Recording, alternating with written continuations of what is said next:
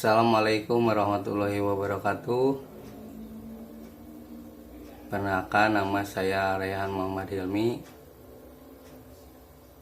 Nomor induk mahasiswa saya 11830100108. Jurusan Hukum Keluarga, Ahwalus Sosiah,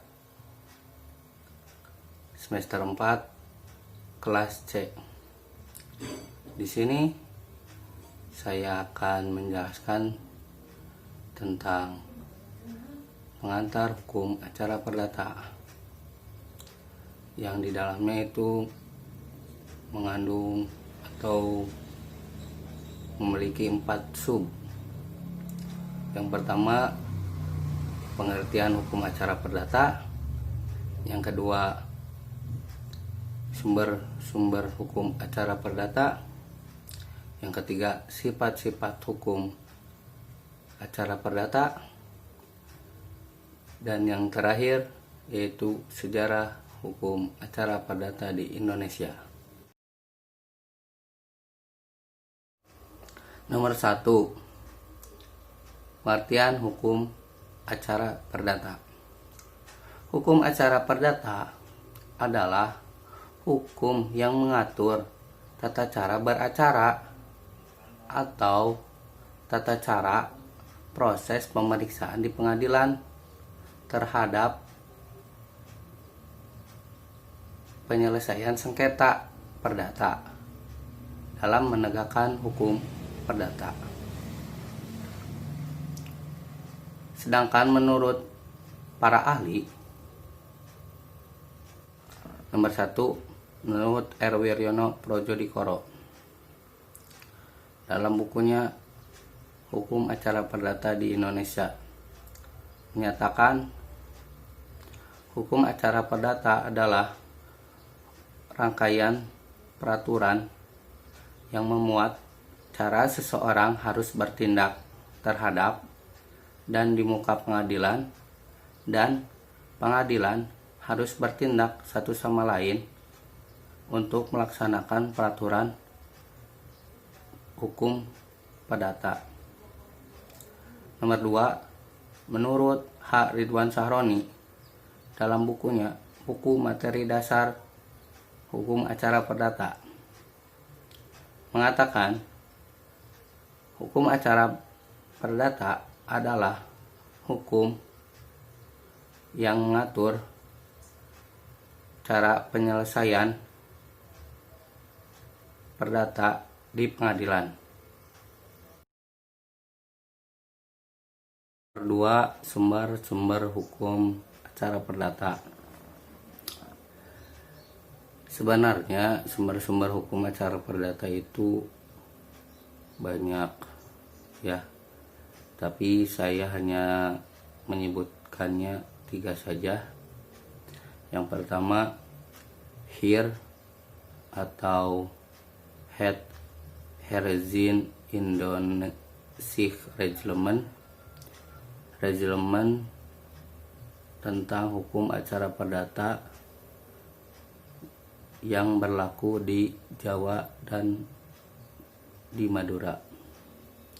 Nomor 2, RBG atau Reglement voor de Buitengewesten, reglement tentang hukum acara perdata di luar Pulau Jawa dan Madura.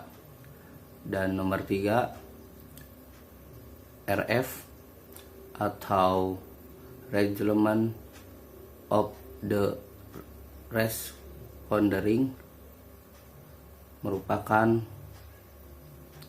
reglement yang berlaku bagi kaum Eropa. Nomor 3, sifat-sifat hukum acara perdata. Sifat-sifat hukum acara perdata itu ada 3. Yang pertama, memaksa. Yang kedua, menambah atau mengatur. Dan yang terakhir, sederhana. Nomor 1, memaksa dalam artian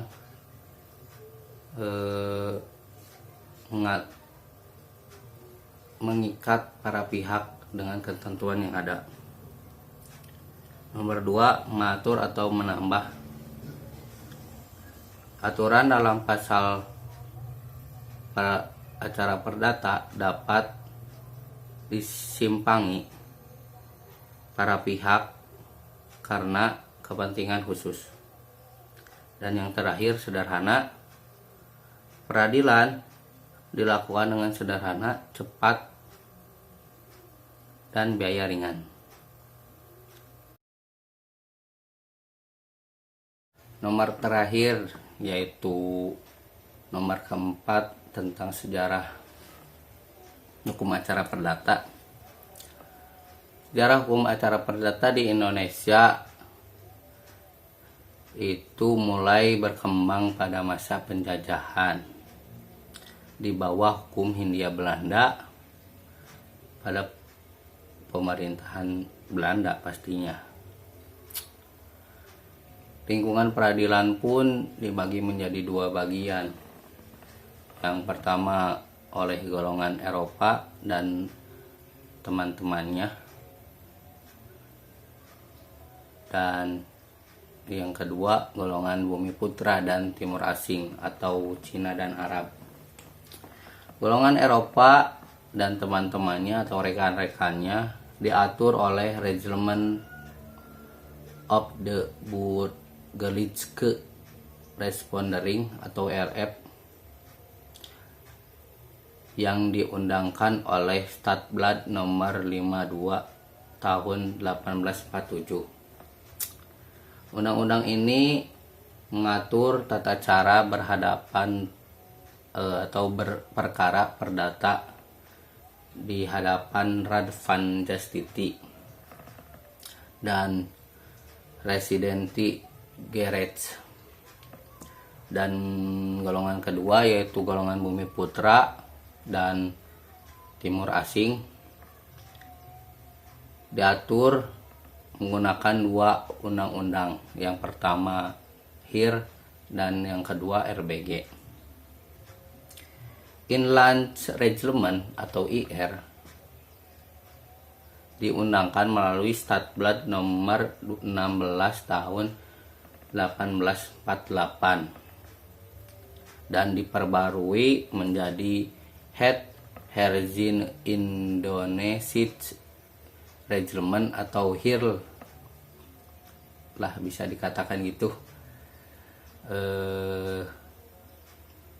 yang diundangkan oleh Stadblad nomor 44 tahun 1941.